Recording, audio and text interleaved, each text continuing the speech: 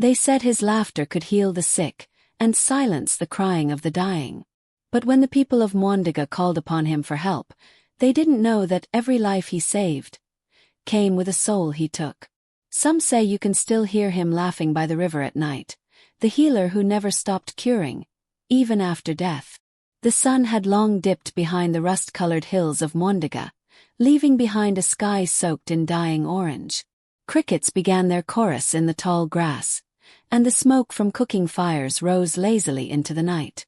But that evening, the people of Mwandiga were not singing, nor were the children laughing. They were dying. A fever had spread across the land. It started with the youngest and weakest, but by the time the elders felt it, even the strongest men were coughing blood into their hands. Livestock rotted in their pens, and the village river, once clear, had turned murky and thick like oil. They said it was the wrath of the gods. Others whispered it was witchcraft. And then, just as hope began to fade, he appeared. He came at dusk, tall, slender, wrapped in an old brown healer's robe with strange markings stitched into the hem. His skin was smooth, too smooth, and his eyes shone faintly in the firelight like wet glass.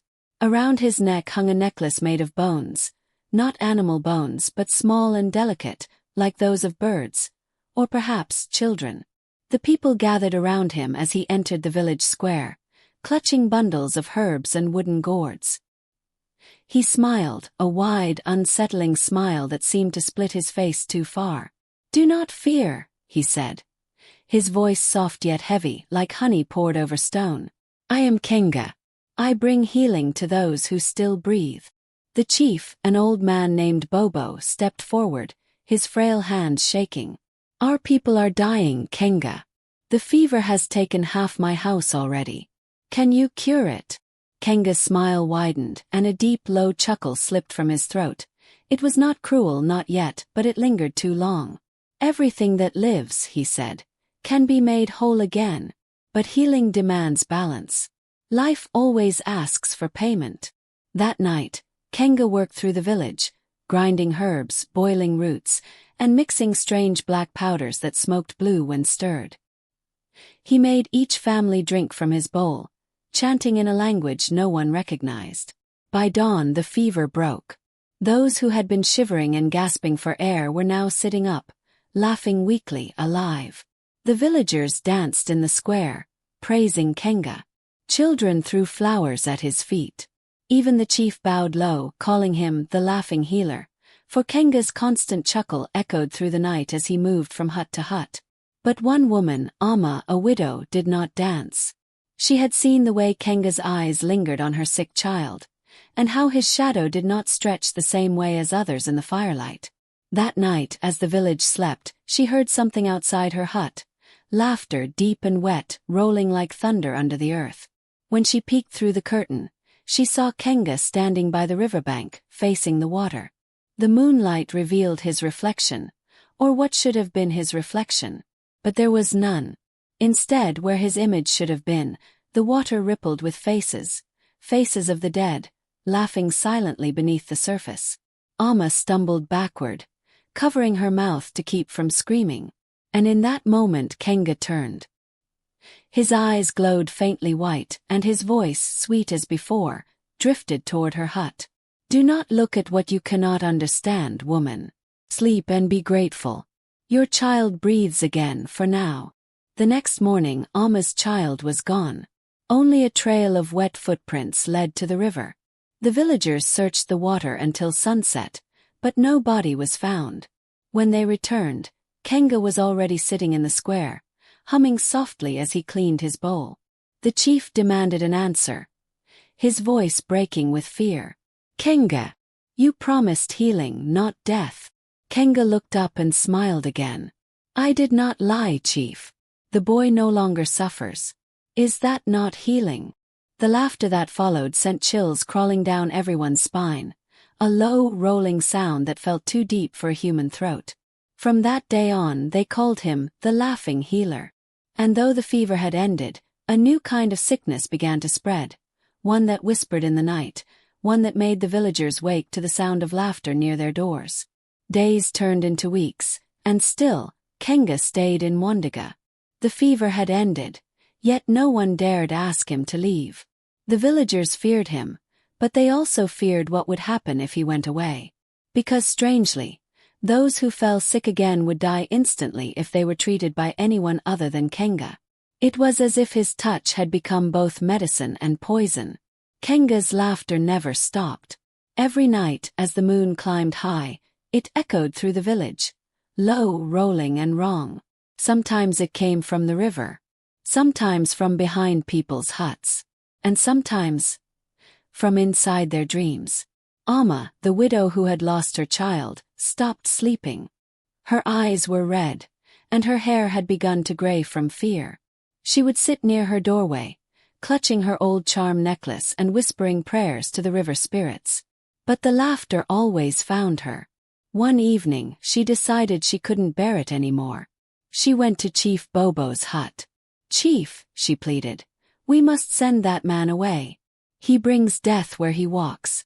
"My son." The chief raised his hand, trembling. "Enough, Amma. My own daughter was healed by him. Would you curse the one who saved her?" Amma's voice cracked. "Saved her? Chief, your daughter has not spoken since. She only laughs in her sleep." Bobo froze. He hadn't told anyone that. That same night, the chief went quietly to the healer's hut. He found Kenga sitting cross-legged before a small fire, grinding something black in a clay bowl. The smell was strange, sweet and rotten at the same time. "Kenga," the chief said carefully, "I came to thank you. But tell me, what medicine do you use? What is your secret?" Kenga looked up slowly, his eyes catching the firelight. "Would you really like to know, Chief?" Bobo hesitated but nodded.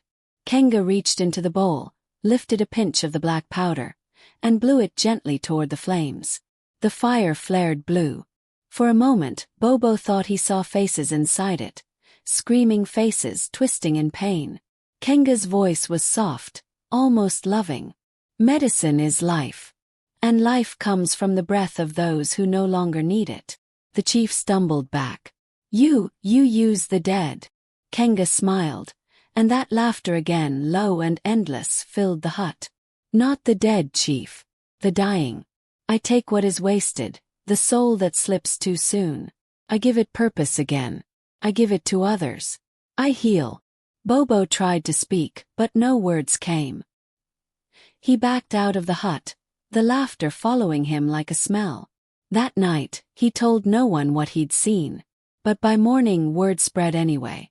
A group of children had gone to the river before dawn and found something half buried in the mud, a bundle wrapped in cloth, still wet. Inside were tiny bones. And tied around it was a string of small teeth, like the necklace Kenga wore. Fear spread faster than any fever ever had. People stopped talking to him. Mothers hid their children. But still, when someone fell ill, they would come crawling to his door, begging. He never refused them. He never asked for payment. He only laughed. Then came the night of the twins.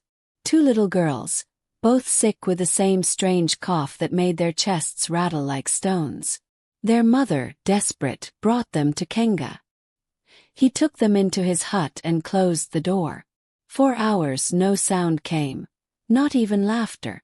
Then at dawn one child came out, healthy, breathing, her cheeks full of color. But the other was gone. The mother fell to her knees, screaming, "Where is my other child?"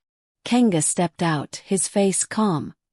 His lips curled into that dreadful smile. "She is healed," he said. "But some cures require silence." He turned to walk away, and that was when the mother noticed the glint of something on his wrist. A small bracelet, woven from beads and hair. Her daughter's bracelet. She lunged at him, screaming, clawing at his robe, and when she did, the fabric tore.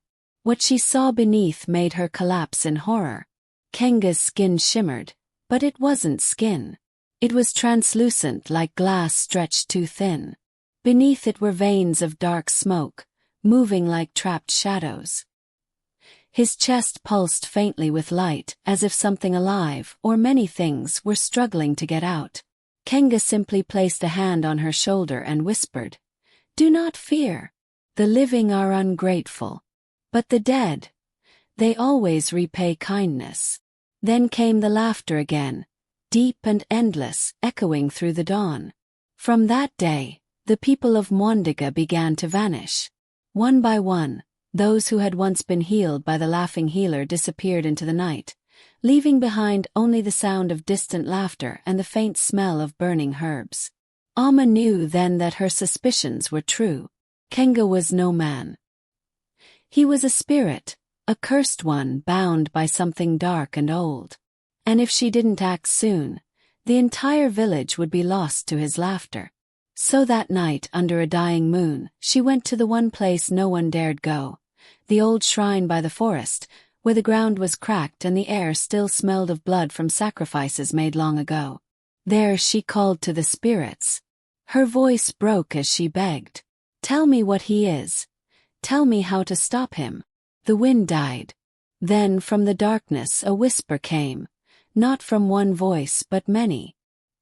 "He was one of us once." Part 3, The Curse of the Laughter, continues with the spirit's revelation of Kenga's tragic past, how he once tried to cure death itself and was cursed to laugh forever as he takes souls instead of saving them. The air inside the old shrine was heavy, thick with the smell of dust and forgotten prayers. Cobwebs clung to every corner, and the wind that moved through the broken doorway sounded like sighs. Amma knelt on the cracked floor, her knees pressing into the cold stone. A single candle flickered before her, its flame stretching long shadows up the walls. She could feel them, the spirits, watching, listening, waiting. "Please," she whispered, her voice trembling, "tell me what he is." For a long time there was nothing. Only the sound of her own heartbeat and the far-off laughter that seemed to rise from the direction of the village. Then the candle flickered, once, twice, and the air grew colder. A voice rose from the shadows like wind through dry grass. "You ask of Kenga, the laughing healer. Once he had another name. Once he was a man." Amma gasped softly. "A man? Then how?" The voice continued, weaving through her thoughts. "He was a healer, yes, but he was proud. Too proud. He sought to conquer the one sickness no man can cure. Death itself." The candle went out. Darkness swallowed the shrine. Amma clutched her necklace, trembling. The voices multiplied, some soft, some angry, some crying. He begged the gods for power to heal without limit. When they refused, he went to the forest beyond the river, to the place where light does not enter. There he made a bargain. "A bargain," Amma whispered, "with a spirit older than the first rain." It offered him laughter, laughter that could drive away pain, heal wounds, even raise the dying. But he was warned, every time you laugh, a soul will answer. And one day, the laughter will be all that remains of you. Amma felt tears burning her eyes. So he knew what he was doing. At first he thought he could control it. He healed villages, he became famous. But the laughter grew stronger than his will. It devoured him, body, voice, and soul, until only his laughter remained. Now he walks from place to place, pretending to heal, taking souls to feed the spirit he serves. The voices fell silent. Then one final whisper came, softer than breath.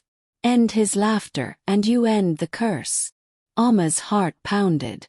"But how? Tell me how." But there was no answer. Only the sound of faint laughter echoing through the forest, growing closer. Amma stumbled out of the shrine, clutching her candle like a weapon. The night had turned thick and black, clouds swallowing the moon. Somewhere in the distance, a lantern light flickered, moving slowly toward the village. Kenga. His laughter rolled through the darkness, deep and hollow. She followed the sound, her bare feet scraping against the dry ground. When she reached the edge of the village, she saw him, standing by the river once more, the same place where her son had vanished. He was not alone. A dozen villagers stood around him in a circle, their faces blank, their eyes glazed. They were the ones he had healed, now standing motionless like sleepwalkers. In his hands, Kenga held his bone necklace. The bones glowed faintly blue as he muttered strange words. The villagers swayed in rhythm, their mouths curling upward in unnatural smiles. Amma's heart ached. "What are you doing to them?" she cried out. Kenga turned slowly, his face lit by the lantern's dim light. "Amma," he said softly, "you should be grateful. I am freeing them from pain." "They're dead inside," she shouted. "Look at them." He chuckled. "Dead alive, such small words for such fragile things. I have seen what lies beyond." The spirit promised peace. "I am only delivering it."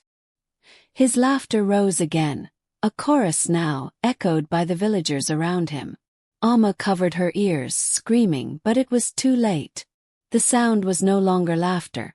It was a storm of voices tearing through the air, shaking the trees, rippling the water. And then, through the noise, she saw something. Shapes rising from the river. Dozens of pale hands breaking through the surface. Faces of those long dead. Children, elders, strangers, all mouthing silent laughter. Kenga spread his arms wide, his body glowing faintly as if burning from within. "Do you see, Amma? They are healed. They laugh because they feel no pain anymore." Amma fell to her knees, tears streaming down her face. "No," she whispered. "They laugh because you've trapped them. You're feeding them to that spirit." For a brief moment, his smile faltered. Something human flickered in his eyes. Sadness, regret, a memory of who he once was. But then it vanished. "The laughter is all I have left," he said softly. "Without it, I am nothing." The ground trembled. The river began to boil, glowing faintly blue. The villagers collapsed one by one, their laughter fading into the wind. Amma realized the truth. If she didn't stop him now, Kenga would consume them all. She reached for the small charm around her neck, a piece of river stone blessed by the spirits. She gripped it tight and shouted, "Spirits of the river, take back what is yours." The wind roared. The river exploded upward in a column of light. Kenga screamed or laughed. It was hard to tell which. His body twisted, the smoke inside him swirling violently. Amma's charm shattered in her hand, and a sharp pain seared through her chest. The last thing she saw was Kenga's face dissolving, not burning, not breaking, but smiling. And then everything went silent. When the sun rose over Mwandiga, the river ran clear again. The fever never returned. But the villagers who survived said that sometimes, when the night is too quiet and the moon too bright, you can still hear it, faint, echoing across the water. The laughter of a healer who wanted to cure death, but became its servant instead. The next evening, the wind carried a strange quiet over Mwandiga. The birds did not sing, and even the river seemed afraid to move. The villagers gathered near the old shrine, whispering of Amma, the widow who had dared to challenge the laughing healer. She had not returned. By sunset, Chief Bobo limped toward the riverbank, flanked by 2 elders. They found no trace of Amma, only her broken charm lying in the wet mud, still faintly warm. And beside it a footprint, large. But the shape was wrong, the toes curved backward. Bobo shivered. "He's not gone," he muttered. "The healer still walks." That night Mwandiga burned. The villagers woke to the smell of smoke and the sound of laughter, rolling through the streets like thunder. Kenga was back. Only this time his face was different. His once smooth skin now glowed with cracks of pale blue light, like veins of lightning under glass. His eyes were empty, hollow sockets filled with faint flame. And from his mouth came laughter that no longer sounded human. It was layered, hundreds of voices, all laughing together in agony. He walked slowly through the burning huts, his robe trailing behind him, untouched by fire. Everywhere he passed, people froze, their bodies going stiff, their mouths twitching into smiles before they fell still, laughter echoing from their throats as their souls left them. The healer's curse had come for everyone. Bobo stood before him, clutching a spear though his hands trembled violently. "Kenga," he shouted. "You've killed enough. Leave us." Kenga stopped. His smile stretched unnaturally wide, the corners of his mouth tearing faintly as he spoke. "Leave you, Emu chief. Your people begged me for help. Every plea for life fed the laughter. Every cure birthed another death. You invited me in. Now you must listen." He raised his arms and the wind howled. From every hut, faint shapes began to rise, blue shadows drifting upward, crying and laughing at once. The souls of the dead. Bobo fell to his knees, covering his ears as the sound pierced his mind. The laughter wasn't coming from Kenga anymore. It was coming from the air itself, from the soil, from the river, from the dying embers of every home. Then suddenly, "Stop!" A woman's voice cut through the silence. It was soft but strong, carrying through the smoke. "Kenga!" The healer turned slowly. Amma stood on the far side of the river, her clothes soaked, her face pale, but her eyes burning with something fierce and divine. She had returned, but she was not the same. A faint glow surrounded her, not of fire but of spirit. The river behind her shimmered with faces, the same faces that once laughed beneath its surface. Now they were silent, watching. Kenga's expression faltered. For the first time since he came to Mwandiga, he looked afraid. "You shouldn't be here," he said quietly. "You should be among them." Amma stepped forward, her feet touching the water as if it were solid ground. "I am," she said. "But I chose to return. The spirits gave me one chance, to end what began with your laughter." Kenga's smile cracked. "You cannot end me. I am bound to the spirit's gift." Amma raised her hand. "Then I will take the gift back." There shook. The river roared to life, glowing blindingly bright.